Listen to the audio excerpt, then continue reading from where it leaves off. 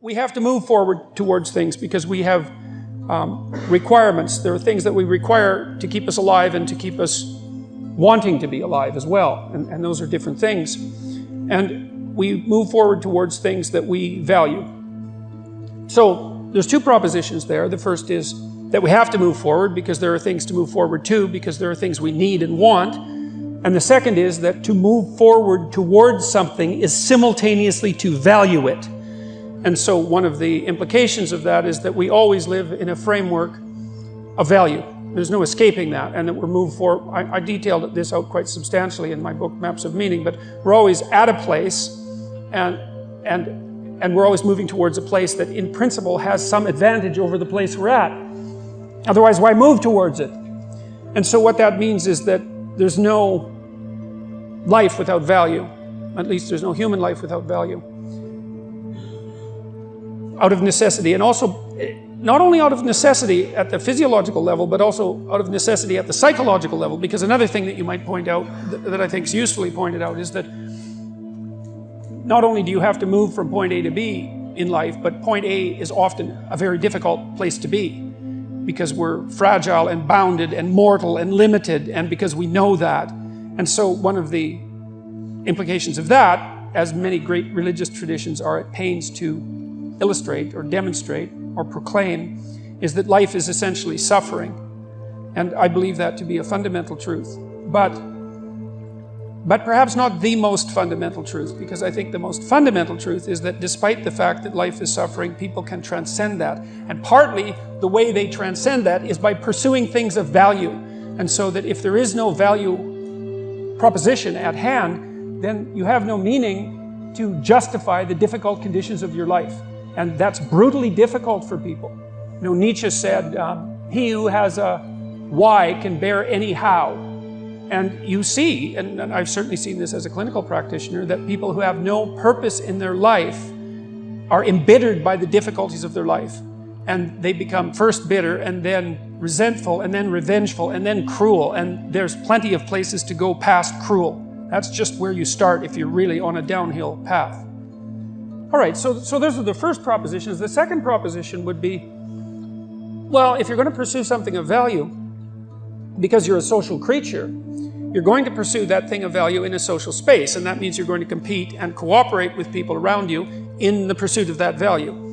And what that inevitably means is that, given that the pursuit of anything valuable is going to be a collective enterprise, that you're going to produce a hierarchy, or maybe more than one hierarchy, but at least a hierarchy of competence in relationship to that pursuit. So it doesn't matter what you decide to pursue, maybe you're going to do that cooperatively, you're going to find that you and other people vary in your ability to manage that pursuit effectively and efficiently. And so there's going to be a hierarchy of people, from those who are very good at the pursuit. Maybe it's pole vaulting, maybe it's delivering massages, maybe it's delivering groceries, maybe it's setting up an enterprise. It doesn't matter. But if it's a valuable pursuit and you pursue it socially, you're going to produce a hierarchy. And the hierarchy is going to be one of competence. And so if you're going to pursue value, then you're going to construct a hierarchy. And then there's an implication from that, which is that if you construct a hierarchy, most of the people within that hierarchical structure are a minority of people are going to be fantastically successful at the pursuit, and a very large number are going to stack up at the bottom. And that's a manifestation of what's known as Price's law. It's mapped by the Pareto distribution. It's an expression of what's been known among economists as the Matthew principle from the New Testament. To those who have everything, more will be given. From those who have nothing, everything will be taken away. And it's an iron law of the distribution of success in hierarchies. Abraham is self-conscious, that's what this commentary says, but the thing is he moves forward despite that. He's self-conscious and he knows the danger, but he moves forward despite that. And that's actually the appropriate response in the face of actual non-naive understanding of what constitutes life. Like, if you're naive and you move forward, it's like, well, what the hell do you know? You know, there's no courage in naivety because you don't know what there is to stop you. You don't know what dangers you might apprehend. But to be aware of what it is that your problem is, so to be alert existentially, let's say, or to be fully self-conscious, means that you're perfectly aware of your limitations and how you might be hurt. and then to make the decision to move forward into the unknown and the land of the stranger. Anyways, I would say that's one of the secrets to a good life. And I can say that really without fear of contradiction, I would say, because the clinical literature on this is very, very, very clear. What you do with people who are afraid, and to some degree depressed, but certainly anxious, is you lay out what they're anxious about, first of all, in detail. What is it that you're afraid of? What might happen? And then you decompose it into small problems, hypothetically manageable problems, and then you have the person expose themselves to the thing that they're afraid of, and what happens isn't that they get less afraid. That isn't what the clinical literature indicates exactly. What happens instead is they get braver. And that's not the same thing, right? Because if you get less afraid, it's like, well, the world isn't as dangerous as I thought it was, you know, silly me.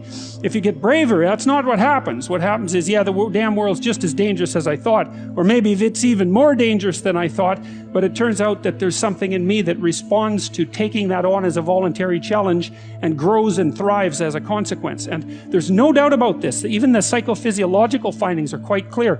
If you impose a stressor on two groups of people, and on one group the stressor is imposed involuntarily, and on the other group the stressor is picked up voluntarily, the people who pick up the stressor voluntarily use a whole different psychophysiological system to deal with it. They use the system that's associated with approach and challenge, and not the system that's associated with defensive aggression and withdrawal. And the system that is associated with challenge is much more associated with positive emotion and much less associated with negative emotion. It's also much less hard on you, because the defensive posturing system, the prey animal system, man, when that thing kicks in, it's all systems are go for you, you know. The gas is pushed down to the pedals pushed down to the metal, and the brakes are on. You're using future resources that you could be storing for future time right now in the present to ready yourself for emergency. So there's nothing simple or trivial at all about the idea of being called to move forthrightly forward into the strange and the unknown. And there's a real adventure that's associated with that, right? So that's an exciting thing, which is part of the reason why people travel. And then also to see yourself as the sort of creature that can do that, is willing to do that on a habitual basis, is also the right kind of tonic for, I hate this word, for your self-esteem, you know, because the self-esteem has nothing to do with feeling good about yourself. As I already mentioned, there isn't necessarily a reason why a priori you should just feel good about yourself. But if you can view yourself acting in a courageous and forthright manner, and encountering the world and trying to improve your lot, and taking risks, you know, in a non-naive way, well, then you have something that you can comfort yourself with at night when you're wondering what the whole damn point of your futile and miserable life. And that's necessary, because it's often the case that you wake up at 4 in the morning, or at least sometimes the case that you wake up at 4 in the morning when things haven't been going that well, and wonder just what the hell the point is of your futile and miserable life. You have to have something real to set against that. It can't be just rationalizations about how, you know, you're a valuable person among others, even though that's true. That's not good enough. You need something that's more realistic to set against that. And observing courage in yourself is definitely one of the things that can help you sleep soundly at night when things are destabilized a little bit around you.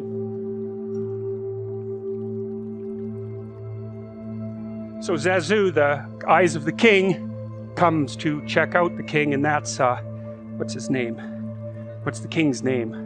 Mufasa, yeah, and he's a very regal-looking person, lion, and he stands up straight and tall, and that means that he's high in serotonin, because serotonin governs postural flexion, and if you're dominant and near the top of hierarchies, you tend to expand so that you look bigger than you could if you shrunk down. And so if you're a low dominant person, you wander around like this so that you look small and weak, and you don't pose a threat to anybody. But if you're at the top, you expand yourself so that you can command the space, and that's why he has that particular kind of regal posture. And if you look at his facial expression, you see that it's quite severe. Like he's capable of kindness, but he's also harsh and judgmental, and that's what society's like. That's what the superego's like. And what that means is that he's integrated his aggression. And I've seen this happen in my clinical clients when they come in and they're too agreeable. They look like Simba looks later in the movie when he's an adolescent, and he's sort of like a deer in the headlights. Everything is coming in and nothing is coming out.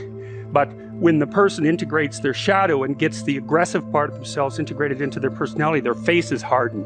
And if you look at people, you can tell, because the people who are too agreeable look childlike and innocent, and the people who, well, a hyper-aggressive person will look, mean and cruel. But I've seen people's face change in the course of therapy, men and women. And what happens is they start to look more mature, and it's more like they're judging the world as well as interacting with it properly once they integrate that more disagreeable part of them. It's very, very necessary, and that's part of the incorporation of the Jungian shadow, or the incorporation of the unconscious from a Freudian perspective. But old Mustafa there, he's already got that covered.